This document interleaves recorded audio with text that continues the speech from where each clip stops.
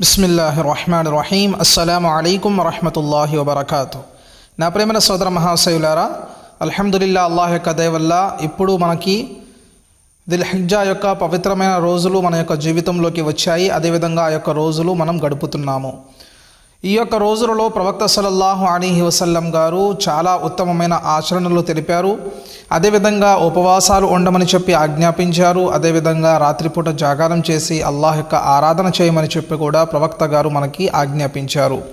దీనివల్ల మనకి మరెన్నో లాభాలు కలిగే యొక్క అవకాశాలు ఉన్నాయి. ఎవరైతే ఒక ఉపవాసం ఉంటారో వాళ్ళకి 1 సంవత్సరం ఉపవాసం ఉన్నంత పుణ్యం దక్కుతుంది అని చెప్పి ఉపవాసం గురించి, అదేవిధంగా ఎవరైతే 1 రాత్రి జాగారం చేస్తారో వాళ్ళకి షబే ఖదర్ యొక్క దినం, ఆ షబే ఖదర్ యొక్క రాత్రి వాళ్ళు ఇబాదత్ చేస్తే, అల్లాహ్కి ఆరాధన చేస్తే ఎంత పుణ్యం అయితే దక్కుతుందో అంత పుణ్యం దక్కే ఒక అవకాశాన్ని ప్రవక్త గారు మనకి చెప్పడం జరిగింది.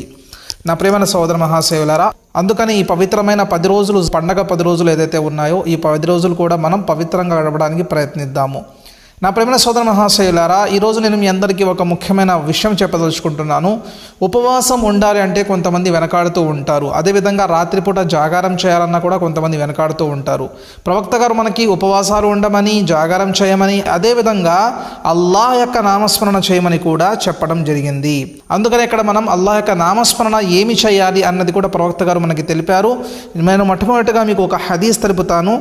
ఈ యొక్క హదీస్లో హజరత్ ఇబ్న్ అబ్బాస్ రజియల్లాహు తఆలా అన్హు గారు తెలుపుతున్నారు, దైవ ప్రవక్త ముహమ్మద్ సల్లల్లాహు అలైహి వసల్లం గారు ఇలా తెలిపారు, అల్లాహు తఆలాకి దిల్హిజ్జా యొక్క రోజులు చాలా ఉత్తమమైనవి, చాలా పవిత్రమైనవి. ఈ రోజుల్లో ఎవరైతే అల్లాహ్ యొక్క ఆరాధనలు చేస్తారో వాళ్ళ యొక్క ఆరాధనని అల్లాహు తఆలా చాలా ఎక్కువగా ఇష్టపడతారు. అందుకని మీరందరూ కూడా అల్లాహ్ యొక్క నామస్మరణ ఎక్కువ శాతం చెయ్యండి అని చెప్పి ప్రవక్త గారు చెప్పారు. ప్రవక్త గారు ఇది కూడా చెప్పారు, అల్లాహ్ యొక్క నామస్మరణ ఏమి చెయ్యాలి అని చెప్పి. అల్లాహ్ యొక్క నామస్మరణ ఏమి చేయాలంటే సుబ్హానల్లాహ్, అల్హమ్దులిల్లాహ్, లా ఇలాహా ఇల్లల్లాహ్, అల్లాహు అక్బర్. ఈ యొక్క నామస్మరణలు ఏదైతే ఉన్నాయో మనం చాలామంది దీన్ని చేస్తూ ఉంటాము.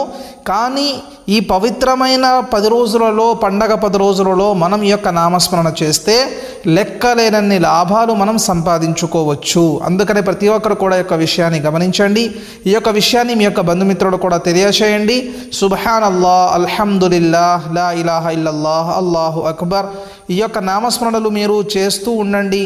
అటు ఇటు నడుస్తూ, మీ యొక్క పనులు చేసుకుంటూ, వంట చేసుకుంటూ, బట్టలు తొక్కుంటూ, ఎప్పుడైనా సరే మనం ఈ యొక్క నామస్మరణ చేసుకుంటూ ఉంటే మనం ఈ 10 రోజులలో చాలా ముఖ్యమైన పుణ్యాలని సంపాదించుకున్న వాళ్ళం అవుతాము. అల్లాహు తఆలా మీకు, నాకు, మనందరికి కూడా ఇస్లాం ధర్మంలో అల్లాహ్కి ఇష్టకరమైన మార్గంలో జీవితం సాగించే యొక్క మహాభాగ్యాన్ని ప్రసాదించుగాక. ఆమీన్. వ ఆఖిరు దఅవానా అనిల్ హమ్దులిల్లాహి రబ్బిల్ ఆలమీన్.